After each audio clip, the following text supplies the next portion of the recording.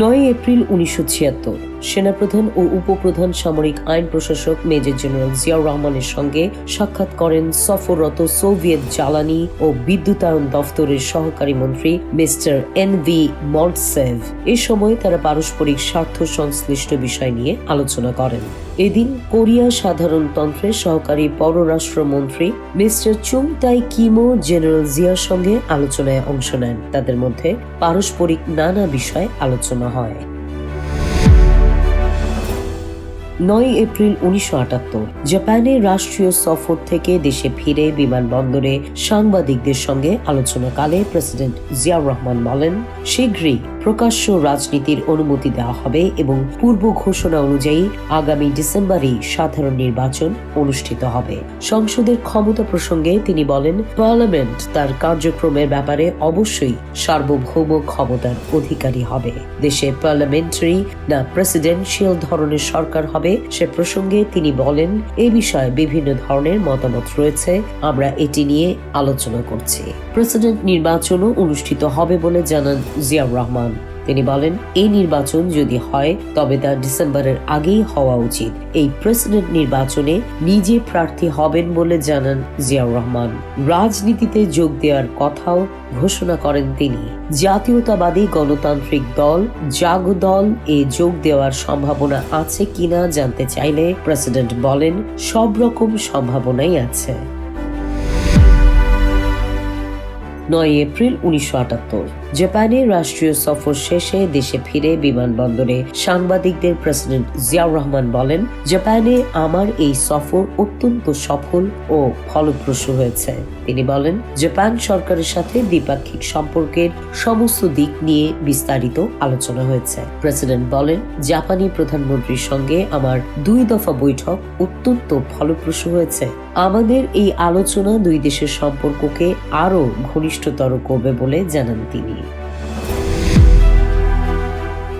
9 April 1979 Thailand সফররত president Ziaur Rahman ব্যাংককে দেশটির প্রধানমন্ত্রীর সঙ্গে আনুষ্ঠানিক বৈঠকে অংশ নেন। এই সময় তারা দ্বিপাক্ষিক, আঞ্চলিক এবং আন্তর্জাতিক বিষয় নিয়ে আলোচনা করেন। 45 মিনিট ব্যাপী এই আলোচনায় উভয় পক্ষ নিজেদের মধ্যে সম্ভাব্য সকল ক্ষেত্রে সহযোগিতার প্রয়োজনীয়তার উপর গুরুত্ব আরোপ করেন। আলোচনা শেষে প্রেসিডেন্ট জিয়া ও থাই প্রধানমন্ত্রীর উপস্থিতিতে দুই দেশের মধ্যে বৃহত্তর সহযোগিতার লক্ষ্যে একটি সাংস্কৃতিক শিক্ষা ও বিজ্ঞান বিষয়ক চুক্তি স্বাক্ষরিত হয়। 9 এপ্রিল 1980 প্রেসিডেন্ট জিয়াউর রহমানের সভাপতিত্বে বঙ্গভবনে মন্ত্রিসভার বৈঠকে স্বনির্ভর গ্রাম সরকার চালু এবং গ্রাম সমবায় সমিতিকে ঢেলে সাজানোর প্রস্তাব নিয়ে আলোচনা হয়। খবরে প্রকাশ, প্রেসিডেন্ট জিয়াউর রহমান সমাজ জীবনের বিভিন্ন সমস্যা মোকাবেলা এবং স্বনির্ভর গ্রাম গড়ে তোলার জন্য সম্পদকে কাজে লাগাতে পারার মতো গ্রাম পর্যায়ে উপযুক্ত প্রতিনিধিত্বশীল সংস্থার অভাব সম্পর্কে বিশদ চিন্তা ভাবনা করছেন। গ্রামাঞ্চলে প্রেসিডেন্টের ব্যাপক সফরের সময় তিনি যে দীর্ঘ আলাপ আলোচনা করেছেন, স্বনির্ভর গ্রাম সরকার ও গ্রাম সমবায় সমিতি সম্পর্কিত প্রস্তাবটি এই প্রক্রিয়ারই ফল। 9 এপ্রিল 1980 বগুড়ার 5 বিবিতে এক বিরাট জনসভায় প্রেসিডেন্ট জিয়াউর রহমান বলেন, অগ্রগতি ও সমৃদ্ধির লক্ষ্যে সরকার পরিচালিত উন্নয়ন কর্মসূচি বাস্তবায়নের জন্য দেশে শান্তিপূর্ণ পরিবেশ বজায় রাখতে হবে। তিনি বলেন, অর্থনৈতিক, রাজনৈতিক ও সমাজ কাঠামো সহ সর্বক্ষেত্রে বৈপ্লবিক পরিবর্তন আনাই বাংলাদেশ জাতীয়তাবাদী দল বিএনপির মূল লক্ষ্য।